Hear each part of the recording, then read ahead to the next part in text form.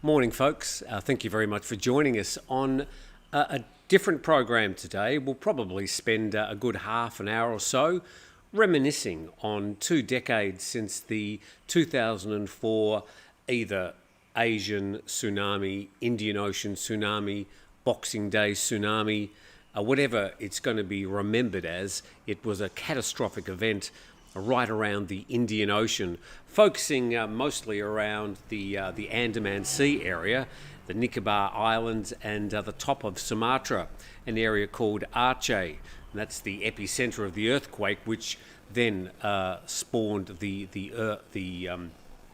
tsunami that spread. And I don't really sort of want to go into showing footage and stuff of what happened. We've seen that many times. I think I could alert you to what I think was the best documentary. I mean, there's been films written, there's plenty of documentaries, there's any amount of YouTube footage of the tsunami, probably the most photographed tsunami in history. There's also, of course, the catastrophic 2011 tsunami in Japan that was also caught a lot on cameras. I mean, that's one of the benefits, I suppose, of these things. Everybody's got a modern mobile phone with a fantastic camera attached. So, when things happen, we do get to hear about it quite often. So this morning is not really about the news. I had a quick look at the news. There's nothing really that important happening that I need to alert you. So we will speak about the events 20 years ago. So what are your recollections? Where were you? Were you actually around the Andaman coast at the time? Koh Lanta, Krabi, the Phi Phi Islands, Phuket, Pangar. It's got our staff arriving. So, of course, the people up in Khao Lak were the worst affected in along the Andaman coast, partly because of the geography of the area and partly because there were so many tourists there at the time, being the day after Christmas. And between Christmas and New Year is the busiest time along this coast for visitations and tourists during their Christmas break and New Year break. So I just thought a few perspectives I'd like to share. Not that I had anything dramatic to share. I was actually on my way to Thailand with a pop group. I wasn't living in Thailand at the time, but I was managing a pop group, and we were in Darwin in transit, waiting to get onto a plane to take us to Jakarta. And when we heard news of the tsunami, it started filtering through, later in the morning, and we started getting videos and photos, and I mean, everybody was shocked, but nobody had any idea of the intensity or the severity at that time, only that a tsunami was reaching the shores of, firstly, Indonesia, the top of Sumatra, then Thailand, and then other countries around the rim of the Indian Ocean as the wave reached. The actual tsunami was caused by an earthquake, some 13 kilometres under the water, but it was a massive shift of a couple of tectonic plates that moved and caused the resulting tsunami. And that was just before 8 a.m. Thai time, and an hour and a half later, the tsunami reached the Andaman coast. But it was about 20 minutes later that it wreaked havoc, and probably most severely, on the area called Aceh, right up the north of Sumatra. And the wave in that part of the world reached up to 17 to 25 metres. For our American friends, a metre is just a bit more than a yard. So imagine a wave some 25 yards tall, obviously a lot taller than most humans. So unless you were in a well-constructed concrete multi-storey building at the time, you were swept away and probably never to be seen or heard of again.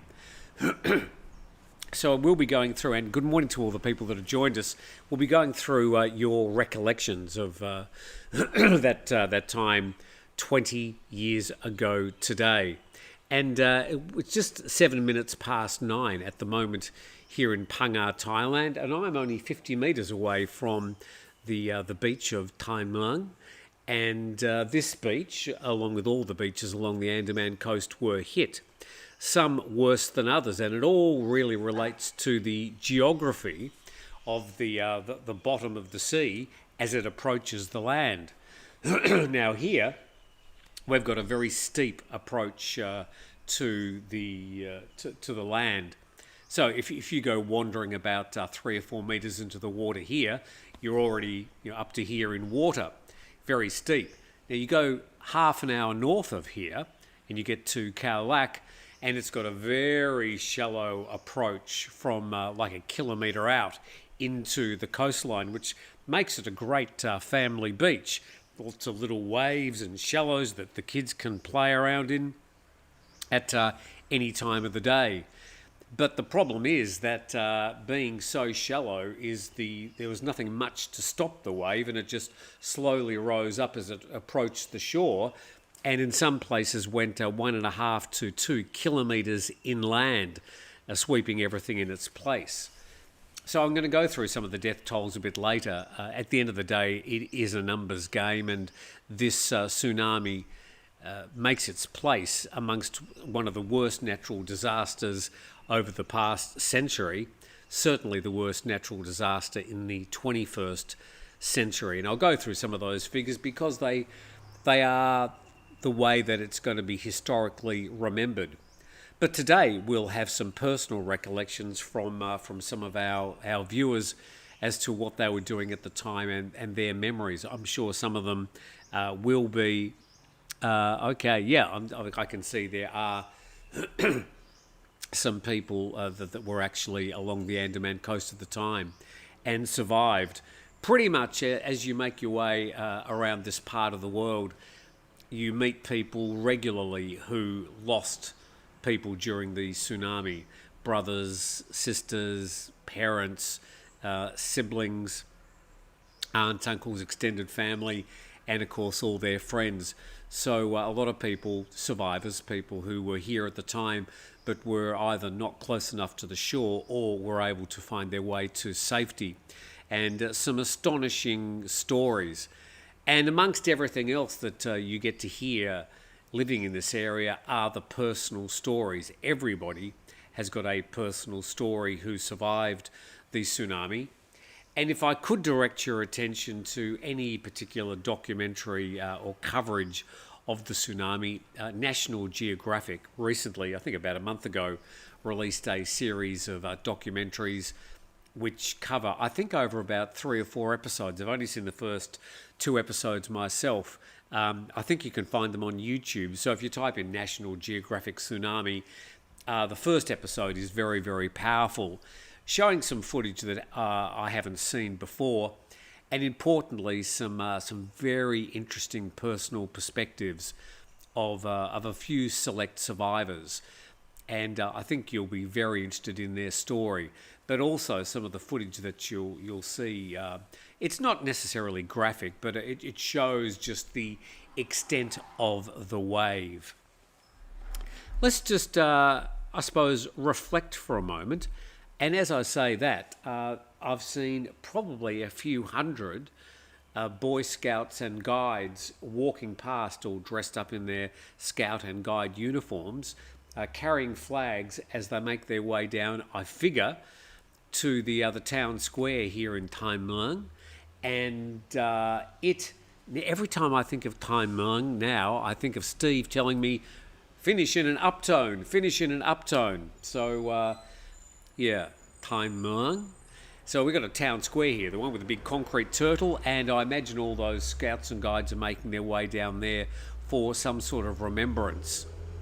I reflected during the week about the fact that the PhuketNews.com covered the story about not many activities being put together to commemorate the 20th anniversary of the Asian tsunami. And I've got a few more thoughts on that, which I'll share a little bit later. People have shared their thoughts about why it's not necessarily being publicised, or why there aren't any big official commemoration ceremonies for what was a catastrophic event in a very popular tourist island, and also, of course, up in Khao Lak. But I just wanted to share this with you. This is this morning around 8 a.m. And indeed, we can see that it's just a very, very quiet, peaceful Andaman Sea washing its way onto the Taimang beach. And out there somewhere is where the earthquake actually started. And an hour and a half later, 90 minutes later, it reached the Andaman coast. Further up there, beyond that point of land, is Khao Lak, and that area was much more affected than the Tai Muang beach. And there we can see the fishermen just having a nice quiet morning fishing here at the Tai Muang beach. Now, from what I've heard from locals, there was very little effect. The wave barely made it onto the grass area, as all the pressure out of the wave was taken away by the steepness of the bank as it approached the coast. So there wasn't much to report in the way of damage along this particular coast. Now, a lot of people ask me, they say, why do you live right on a coastline? I mean, there was the tsunami. Well, there's never been a recorded, anywhere in history, a tsunami along this particular coastline. Now, the records might go back 200-300 years, I don't know. But nobody in living history or in recorded history is able to say that there was a tsunami along this coast. So, I mean, a tsunami could hit in the next 10 seconds. It's more likely to be closer to 1,000 or 10,000 years, or maybe more, before another tsunami hits this particular coast. But we are in probably one of the most dynamic earthquake areas in the world here. Not so much exactly where we are here, but parts of Indonesia, for example, the islands are part of what's called the Ring of Fire, which is around the Pacific Ocean. And it's a whole lot of fault lines that intersect with various parts of the land. And it goes right past the coast of Japan, which means they are also subject to quite a few tsunamis. And then it sort of pops out near Myanmar and makes its way a bit out to sea from here, and then down through parts of the Indonesian archipelago. So it's that fault line which does pose a danger. But the actual tsunami back in 2004 was caused by an earthquake that registered, I think, 9.1 on the Richter scale. So it was a very, very powerful earthquake in the way of earthquakes. But of course, because it happened undersea, it wasn't really felt on the land, but it did cause that catastrophic tsunami. Just to put the whole thing into perspective, and I'll get to everybody's perspectives in just a moment. But here's a bit of a list of, let's make it just a little bit bigger. These are the worst natural disasters in the 20th century, are ranked from number 1 to about number 8 there. In the 20th century, in 1931, there was some more, it was up to 4 million. This is interesting that the death toll was somewhere between 422 and 4 million people. It looks like it was 422,000 officially, but suspected up to 4 million people killed in the 1931 China floods. And we can make our way down there through a whole lot of other natural disasters, but that's during the 20th century. During this century, the 21st century, there's also a list of the natural disasters. The worst one, of course, is the Indian Ocean tsunami in 2004. And the death toll officially is 227,000. But it is thought that the number could be up to 4 or even 500,000 people who just went missing, weren't registered, weren't really even known. especially when the tsunami reached shores of some of the poorer or developing nations where records weren't kept quite as fastidiously.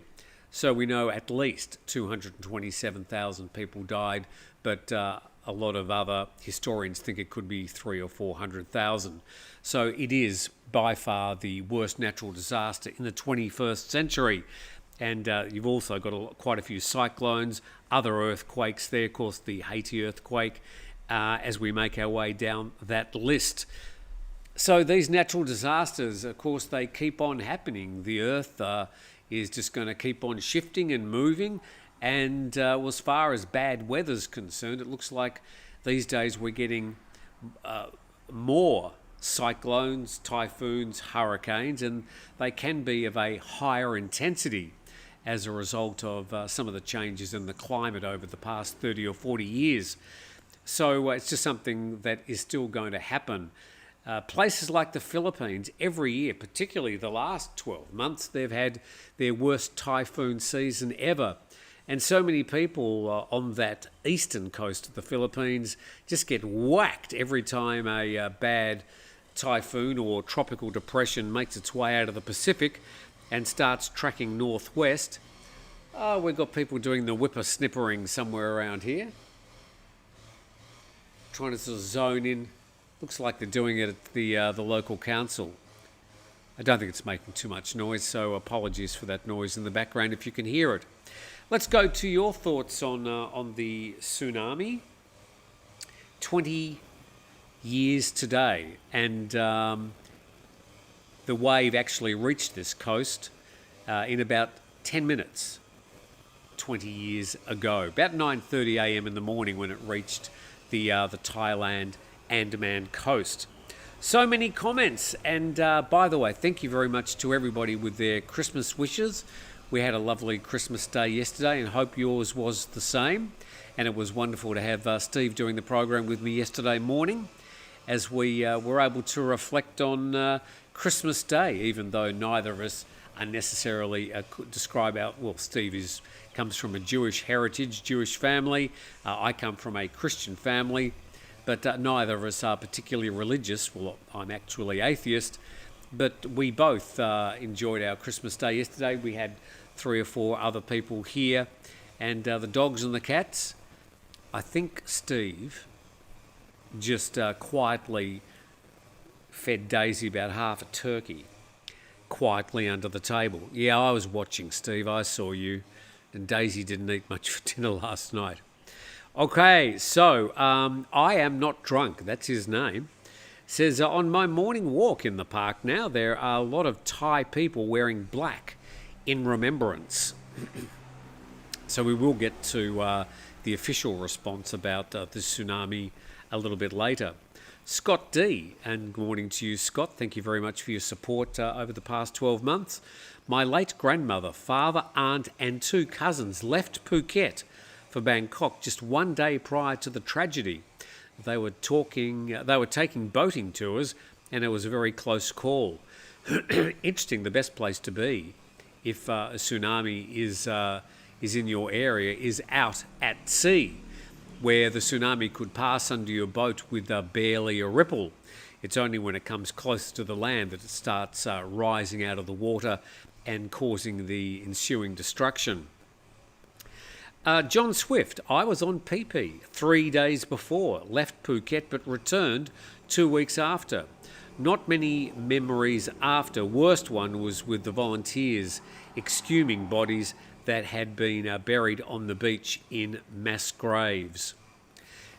The response from the international community following the tsunami was extraordinary, and a lot of meticulous work was done to identify bodies and try and find out exactly what happened to them and notify the people who were part of their family. Daryl McGee, I was sitting and watching the news from Christmas Day before, and the news broke like 9/11. It was like a movie, but real. And Daryl continues, I feel for all the orphan children left behind after this tragic event, so many of them. And about that, I should acknowledge the work in Phuket of the group that was formed after the tsunami called Phuket Has Been Good to Us. It's an ongoing charity, and they set up a whole lot of schools to teach orphan children English language and educate them in the time after the tsunami. So acknowledging a lot of that great work done by Phuket Has Been Good to Us. Good morning, Sue, and all the other people who have been involved in that very fine organisation. John Swift continues, people around Phuket tourist parts were volunteers and local and foreign people looking for lost loved ones. Just seemed like everyone was gone. And we'll go through the numbers of the people that were actually killed and went missing in just a moment. John continues, I've always wondered what the true death count was. PP was a mess. All the middle buildings had gone, 300 plus bungalows and a boxing ring. This is actually interesting. I sometimes joke that, and I don't mean to be offensive, but knowing what was at PP, I sometimes reflect that when the tsunami hit PP Island, it did several $1 million worth of improvement. PP was a bit of a mess at the time. It was a sort of little tropical paradise, but it had never been put together in anything described as organised fashion or with any town planning. And I was thinking after the awful tragedy that hit that island. I mean, it's these sort of two large mountains. This is Koh Phi Phi Don. It's got two large mountainous areas, and then it sweeps down to this very skinny isthmus of land, and it's got the sea on the Andamans. Well, it's actually Pangar Bay on one side, Pangar Bay on the other. So you can walk from one beach to the other. It's only about, 500 or 600 metres across. And I was thinking maybe with all those old buildings removed, they may sit down and work out what's best to try and rebuild PP. And, well, sort of, I suppose I should have expected that it really developed in its reconstruction exactly the way it had happened before. So it's still a mess of sort of streets and buildings and a mishmash of anything that gets there first. No proper sewerage, no proper water supplies, but the place continues to thrive, a very popular place with backpackers. But thank you, John, for your reflections about PP. So many people here this morning. Who else we got? Matt Hindmarsh. Morning, Matt, who was here yesterday for our Christmas dinner. Good to see you. And Matt says, a day never will be forgotten, was one of the lucky ones, says Matt, and last vehicles to manage to get up the hill behind Caron. The following days, all hands on and helping others. So there was just absolute carnage around the island of Phuket. Obviously, the west coast is the most popular coast and the most populous coast of the island, facing out to the beautiful Andaman Sea. But it wasn't so beautiful that morning, and when those islands swept in, that's what caused all the damage, because so many people, so many hotels, so many shops, so much infrastructure was right close to the beaches, right along the west coast. Thanks for your recollection, Matt. Daryl McGee, just sharing some thoughts. M. Maranta, I stayed, I think you're saying, here at Patong Beach a year earlier in 2003. Nong Wo So, hello. I'm reading these without pre-reading them. Wow, I just remembered seeing it on TV, a man walking in water at the beach, not knowing the wave was about to mow him down. Yeah, that is a bit like the image at Tiananmen Square of the solo, single, lonely man standing in front of the Chinese tank. And I remember seeing that picture of the man standing in the water as the water had been receding for the past 10 minutes, and then the waves started coming in, and he was just standing sort of by himself in the water. And unfortunately, the camera captures him being swept away by the wave and never to be seen again. Tony Hatsey, good morning, Tony. Good morning, Tim. Hope you enjoyed Christmas RIP for those who lost their loved ones and lives. So, yes, later today I will be going down to the beach, lighting a candle, reflecting on the many thousands of people, not only here in Thailand, but around the rim of the Indian Ocean who lost their lives on this day. Gunnar Horpstead and a lot of regulars here today, and great to have you with us as we're reflecting on a very informal TNT this morning. I know it's Thursday. It sort of feels like Sunday because we had all the food yesterday and all the celebrations. Woke up this morning thinking, oh, we survived that one. It felt like a Sunday, but in fact here it's only a Thursday. Kids going off to school, businesses as usual here in Thai Muang. What does Tony have to say? I've done that one. Thank you very much. Gunnar Horpstead, good morning from sunny Hua Hin. Of course, Hua Hin on the Gulf of Thailand coast didn't suffer any ramifications from the tsunami. Dam 1, nice to hear from you. Morning all. I just remember that huge white line on the horizon, approaching the beach at speed. Some of the footage was just incredible. It still saddens me every day out here in Thailand. Yeah, the video cameras weren't as good in those days. And remember, this is 2004, about 3 years before the first iPhone and then all the subsequent smartphones with all the really good cameras. So it's not as if everybody could stand on the shore and go, wow. So if the tsunami had been 3 or 4 years later, then it would have been a very different situation with a lot more video footage. So a lot of the footage that was captured was on earlier phones and, of course, with video cameras at the time. So it is interesting to reflect. Sorry, I'm sort of reading the messages and talking at the same time. Some of those videos taken from the shore, that mysterious white line in the distance. Remembering when the tsunami's out at sea, there's not much to see. It's only as it approaches the shore that you start to get the wave getting a bit higher. As the pressure builds up and the wave starts to rise, that you start to get some of the white waves and the churning surf before it hits the shore. So thank you very much, Dam, for sharing that. Sorry, I'm just whipped through here.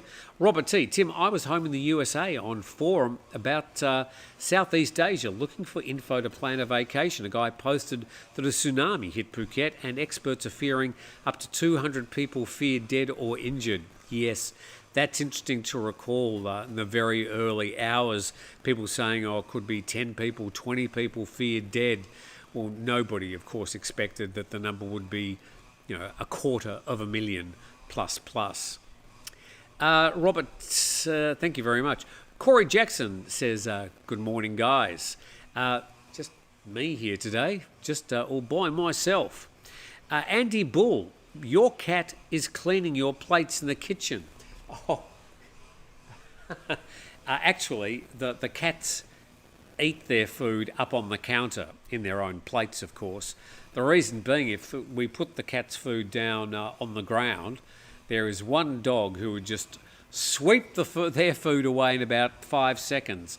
So the cat isn't cleaning the plates. The cat's actually eating from its own plates. But thank you for noticing the things that are happening. The show in the background is much more interesting, I think.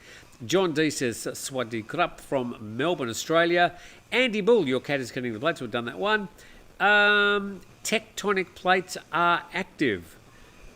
Shano Traveller. Look, I may have got my geology mixed up, but the plates that make up the Earth's crust, they were moving. They're tectonic plates, aren't they? Oh, look, let's not get into geology. Not important. What we're talking about is what's the memories people have of the day. And we're going to talk in just a few moments. I'm not going to dwell on this morning, but we'll talk about the way that it's being commemorated today and some of the local reaction and what's happened in those 20 years to protect the Andaman coast from any other tsunamis in the future.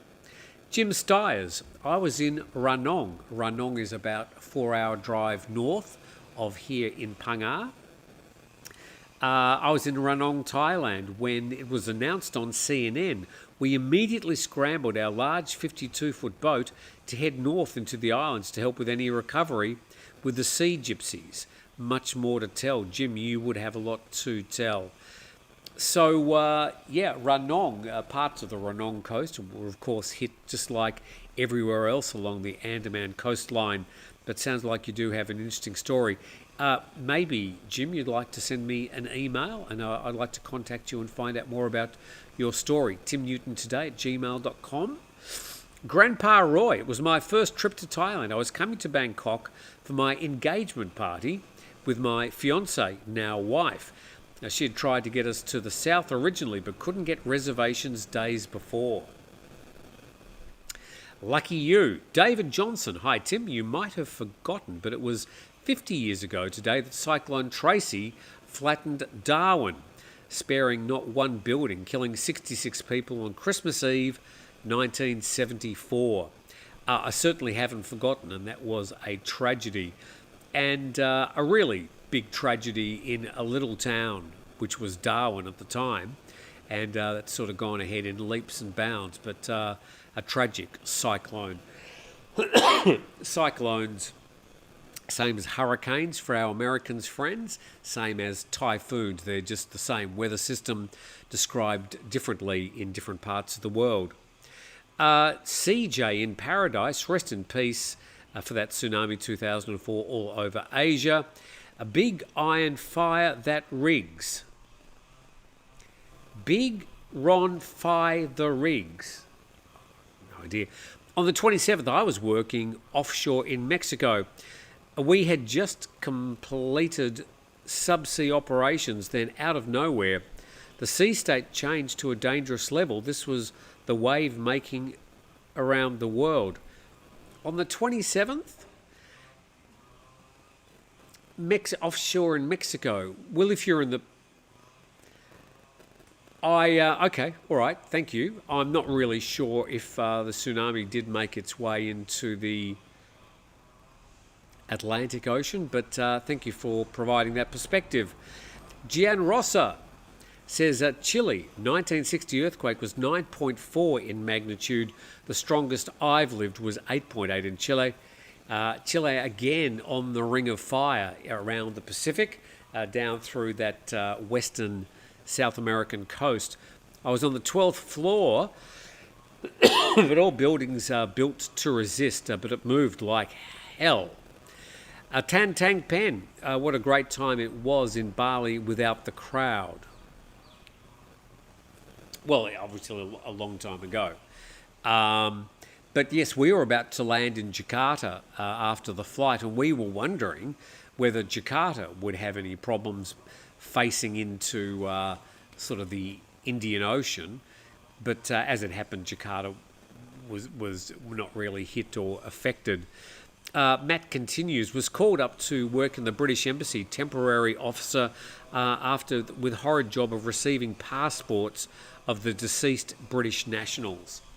Let's just go through the actual numbers of the people that were lost.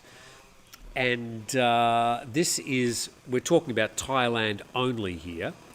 And we've got a list of the provinces, Krabi, Pangar, Phuket, Ranong, Satun and Trang.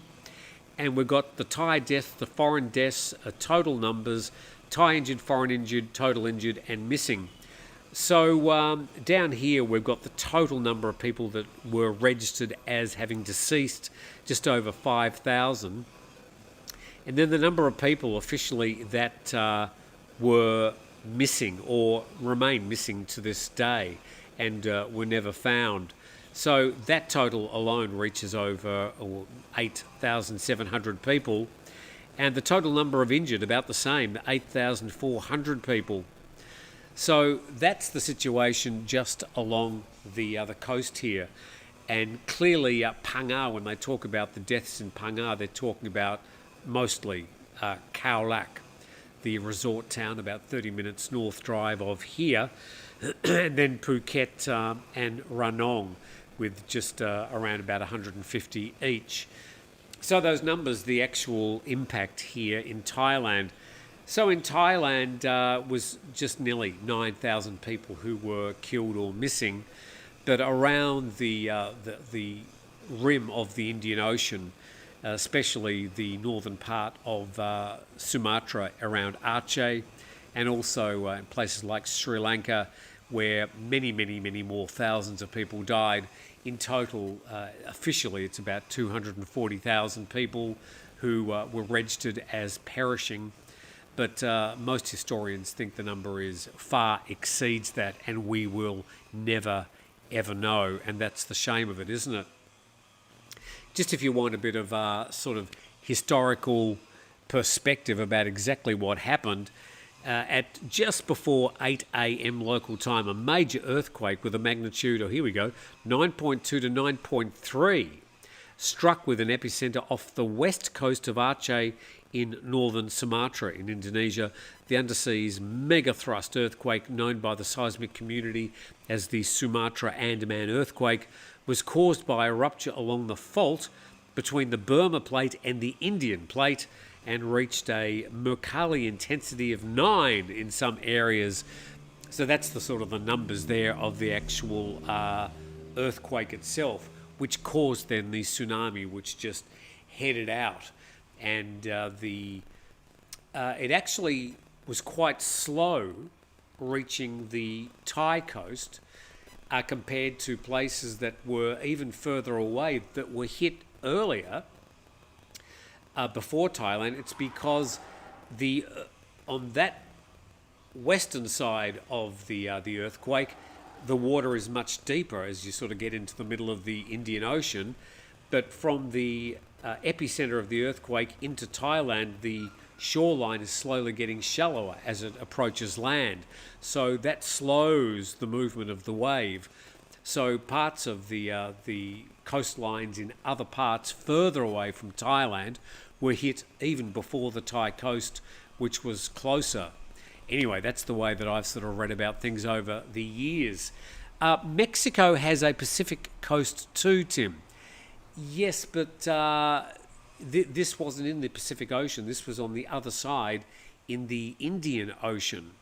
So I get Mexico is exposed to the Pacific Ocean, but the tsunami didn't have any effect on the Pacific as such. So I'm just wondering exactly which wave he was talking about. But just reading a message from one of my customers. So look, we're going to just read a few more of your recollections of the tsunami, and then we'll sort of wrap things up. Let's have a talk mostly about what's happening here. People reflecting on other natural disasters in other parts of the world. Mr. Ben's World says, my partner worked at a hotel in Phi Phi. This is a Koh Phi Phi Don. There's actually 5 islands in the Phi Phi Islands. But she took time off to visit her daughter and infant son, staying with in-laws in Trang. I cried when I saw the coverage of the news in the US. Travelodium Travel Magazine, also known as David apparently. I was in Phi Phi a month before. Always hoped the Thai people I met were safe, but I'll never know. Well, if they were down in that lower part, that lower section of Phi Phi, they probably didn't have much of a chance because that's really not very far above sea level at all. That little isthmus between the two sides of the island. Mr. Mayru 555, my girlfriend at the time, and I were there on Boxing Day 2003. Boxing Day 2004, we'd moved back to the UK, and my now wife and I were in shock watching it on the news. Matt Hindmarsh continues, also involved in being a translator for a film made on behalf of some of the local fishermen on Phi Phi on their life after the tsunami and their take on the international relief programs. Sean says, it was a terrifying tremor in my flat up country in Chiang Mai on December the 26th, and it scared the you-know-what out of me, but while nothing happened to us in the north, so much worse for Phuket. I also just want to thank the people who have sent super chats this morning. Not necessary. We are just reflecting on the horrible events of 20 years ago, but it is appreciated. Firstly, Jailer, thank you very much again for your ongoing support. And Jailer says, from the depths of sorrow grows unyielding strength. In unity, we rebuild and we rise to rebuild and mend. Can I read that again, because it's quite profound? From the depths of sorrow grows unyielding strength. In unity, we rise to rebuild and mend. Thank you for those words, and thank you for your kind support. And Daryl McGee for Phuket has been good to us. Daryl, I'll pass that on, because I'm very good friends with, I think she's still the chairperson, Sue Altman, a good friend of mine, so I'll pass that on to her. They're always looking for assistance in their ongoing work. So thank you, Daryl. I'll make sure that gets to her. And Matt, thank you very much, Matt, for your support. Much appreciated. And thanks for all the presents yesterday. I'm going to be eating turkey, ham, and... just had one of the cats running in. Dusty, come and say hello. Probably won't. You'll see her up on the counter in a moment eating the food. But yeah, I'm going to be eating turkey, ham, and vegetables for the rest of this week. So much food left over. Zestfully nomadic. I booked in November to go in February. I still went as I was staying in Caron. I took a day out but travelled on my moped to the damaged area. But a person said, we don't need your help. Yeah, I think after 3 or 4 days, there were so many volunteers and NGOs who had flown into the affected areas that really, in some way, the sort of other tourists and people who were well-meaning, they were sort of getting in the way. Not their fault, but of course, the emergency and rescue workers really just needed to be able to get their work done and get things cleaned up as soon as possible. A few more thoughts from you, and then I'll talk about what's been happening over the past couple of weeks leading up to this 20th anniversary. A Bird's Eye View says, good morning, sir. Dean says, I watched it on the news in Australia in absolute shock, watching the devastation unfold. And of course, in those days, the internet was young and it was taking a lot longer to get video footage. The idea of just pressing a button on your phone and going live, that was unheard of in 2004. And as I mentioned earlier, it was 3 years before the first iPhone. So it was still a bit slow and mechanical to get the pictures and those images to the TV stations and onto your screens. These days, if it happened, we'd be watching literally people going live. There would be thousands of feeds watching the actual disaster unfold. Okay, I was in there, got the scars to prove it, says Jay Leach. Sadly, rest in peace, them who did not make it. Bill G. Hi, Bill. We get immune to the results of natural disasters from around the world until there's an extraordinary event such as this event. Sadly, these events only get noticed when they impact humans. Let me just reflect on that, Bill, for a moment, because I'll go further and say that unless these natural disasters affect... I'm trying to think of the right word. People in the Western hemispheres. I was going to say white people, but unless it affects people in the Western hemispheres, we don't usually hear about it. When there's an earthquake in Haiti or there's a flood in China, thousands of people are killed. It doesn't really seem to make the news in a lot of Western media. But if it affects Westerners or the people from their own country, it does get a lot of media coverage. Now, I don't suspect that. I know that. And I've watched those sort of media reports unfold over the years. Just next door, only 400 or 500 kilometres from where I am now, is a country called Myanmar, with an unfolding human tragedy. Thousands of people dead over the past 2 years. Many, again, we'll never hear about. But I do get to hear almost daily reports of things happening in Myanmar. And I would suspect that if you're living in, say, Australia or the UK or America, you haven't seen one single report, or maybe only one or two, over the past year about the events unfolding in Myanmar. Yet, if that was happening in a Western country, it would be front page news for weeks. So, our immunity to the news does tend to be peppered by exactly where we come from and the privileges which we enjoy. Lang F. Tan, I was in Taipei, Taiwan then. Happy Boxing Day, Tim. Fun Size Media says, beware of Japan, in relation to the fact that, yes, it is very open to the effects of earthquakes off its coast. James Britt, so many comments here. I'm just trying to get through as many as I can. I was on a ferry from Koh Samui when the tsunami hit. Well, of course, being in the Gulf of Thailand, it wouldn't have affected you at all. But yes, being on a ferry, if you were in the Andaman Sea, you probably wouldn't have noticed more than just a slightly bigger wave than the others. But no, in Koh Samui, there was no effect from the tsunami at all. Nitban says, Merry Christmas. We flew Melbourne to KL a day after Boxing Day and then due to fly to Phuket. A couple of days later, I spent the first half of the day in KL rearranging our trip. We went to Hong Kong instead. Hello, Tim from Southern California, says VK Travel Log. So many people out there. I'm trying to get through these. I really appreciate all the people that have joined in this morning to just remember a bit about those events 20 years ago. Sue Anthony, Singapore was very fortunate because it was protected and prevent that tsunami by Indonesia land that year happened. Yeah, I mean, Singapore, down the bottom of the Malacca Strait, there would have been some residual small ripples going down the Malacca Strait, but they would have dissipated before they got to Singapore. As Alpha Bravo says, Sri Lanka was hit hard, 38,000 victims, including what is also the worst train disaster in Sri Lanka, because a lot of people were stuck on a train when the second wave caused the train to stop.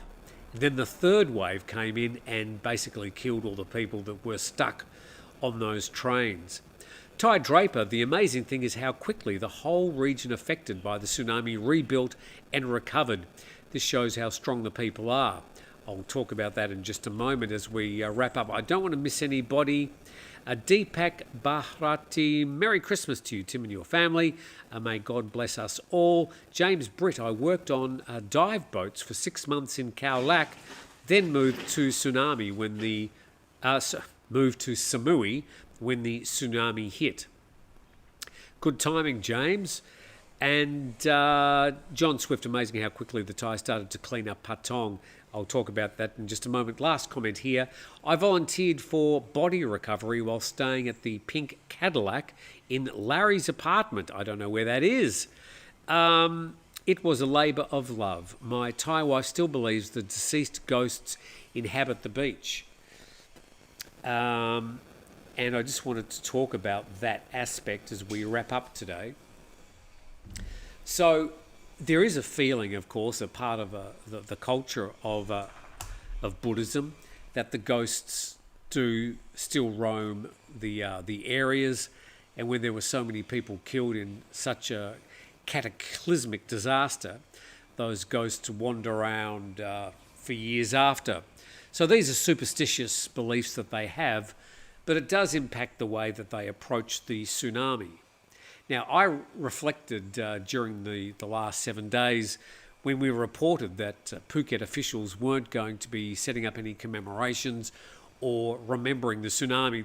I noticed in the article that the Patong mayor said, it's not my job, it'll come from the provincial office, and a lot of handballing from one department to another, as people really didn't want to be organising any official commemorations. And there was also some talk that, as far as the Thai government's concerned, that the reflections on what happened along the Andaman coast have started to centre on an area about half an hour north of Khao Lak, where one village had thousands of people killed just in the one small fishing village, and that's where they've built a tsunami memorial. I regret to say that tsunami memorial perhaps hasn't had the care and attention it deserves over the years. And, when I went there about a year ago, it looked fairly unkept, and I don't know what sort of funds have been put aside to care for it. I imagine just before today it would have been spruced up, ready for some official guests.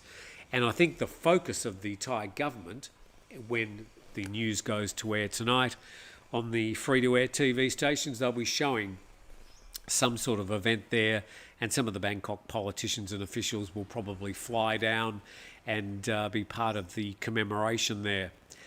But as far as Phuket and Khao Lak are actually concerned, Khao Lak being a half an hour south of that particular tsunami memorial, nothing officially organised. I'm pretty sure some expat groups will be having some commemorations in the form of things like candlelight vigils, remembrance ceremonies. In Phuket, there's a place right at the very, very north of the island, just before you drive off the island, called Mai Khao, and they've got a memorial set up, and I've been to a couple of the ceremonies there over the years. There was one big one in about 10 years ago, which commemorated the 10th year since the tsunami, and I think I went to the one 2 or 3 years after the tsunami, but that memorial is relatively well kept. And the other, I suppose, well-known memorial of the tsunami is in Khao Lak, and it's a Thai gunboat, and it sits about 1 kilometre inland where it was washed on the day of the tsunami. Now, at the time, His Majesty the King's grandson, along with his parents, were holidaying in Khao Lak, and they were staying at the La Flora Resort, and the grandson of His Majesty the King was out on a jet ski at the time, just off the coast. It was hit by the wave, never seen again. But the gunboat that was protecting the royal family on the day, it was washed 1 kilometre inland. I mean, a great big gunboat. And there it sits to this day as a memorial in Khao Lak, and you can go and visit that memorial any day of the week. There's other structures that have been built to commemorate the tsunami there as well. But out of all the different remembrances of the tsunami, it is probably the starkest reminder of how powerful those waves were. Not necessarily powerful as in a wall, a 17-metre wall of water approaching the shore. The tsunamis aren't like that. It's just a rising wave that it comes with speed. And it's just the continuous flow of water that follows it that just pushes everything in its wake. The weight of the water is incredible.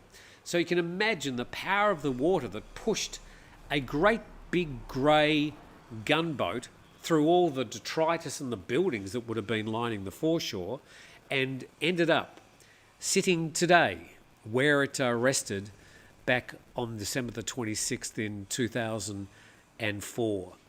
And so there are two things.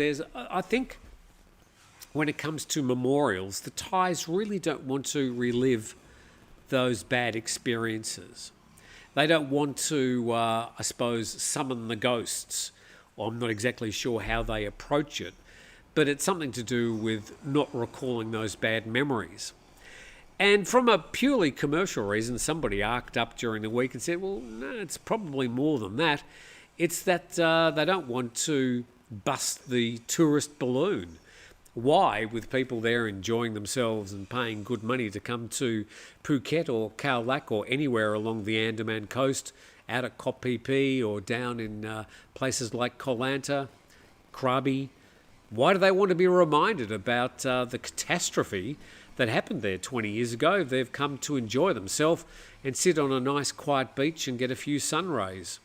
And that's probably got a lot to do with it as well, that the officials really don't want to be seen to be bursting the balloon of joy and happiness of people having a good holiday. So that's probably got a lot to do with it as well. KC, Thailand works hard to increase tourism numbers. Talking about a 20-year-old tsunami or annual burning season isn't the travel advertisements. KC, I think you're sort of right. My job, if it's a job at all, I suppose, is to talk about things that are newsworthy, things that I rate as important, maybe important to the viewers, important to expats, important to people who love Thailand, important to other people that are visiting the area. Now, there was a little bit of visa news in the news today, but I read through it and thought, I've got more questions than answers, so I'm not even going to bother talking about that today. I'll probably get to that tomorrow. But that's it for today. We've spent nearly an hour together reflecting on that event 20 years ago. And by now, 20 years ago, it would just be complete mayhem as the waters would have slowly started to recede and people recognising the incredible carnage and the work that would follow. And I note from some people's recollections on that day, people talking about in the aftermath on the actual day of the tsunami, after the waters receded in the party town of Patong in Phuket, there were Thai people who were just sweeping the sand out of their shop, retrieving any of the stock that was left, dusting things off, drying things out, and reopening. Because a lot of Thai people financially live day to day, and they had to make some money on that day to go home and feed their family.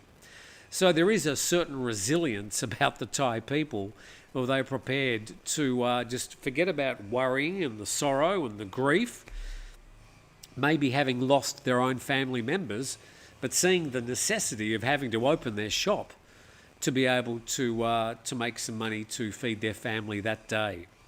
So with that, thanks for joining us on this reflection of the 2004 Asian tsunami, Boxing Day tsunami, Indian Ocean tsunami. It's certainly a day that I will certainly remember for the rest of my life. I remember vividly standing in the Darwin airport, reading these early reports and the possibility of deaths. Of course, nobody had any idea how bad it would be at the time. And thank you very much to Ken Dog. Thank you for your very kind thought. Right at the very, very last minute. Great job, Tim, he says. Tomorrow's program, probably doing a normal TNT. Probably won't be live. I don't know if I'm going to do a live program on Saturday. But as we've said all week, it is the silly season. So, yes, a lot of things not quite as usual. But for all those people that are here in Thailand, enjoy the wonderful weather. It is a beautiful sunny day, not a cloud in the sky. We've got a light sea breeze washing in. It's just a perfect day. So hopefully it's going to be a perfect day for you too, and we look forward to seeing you next time.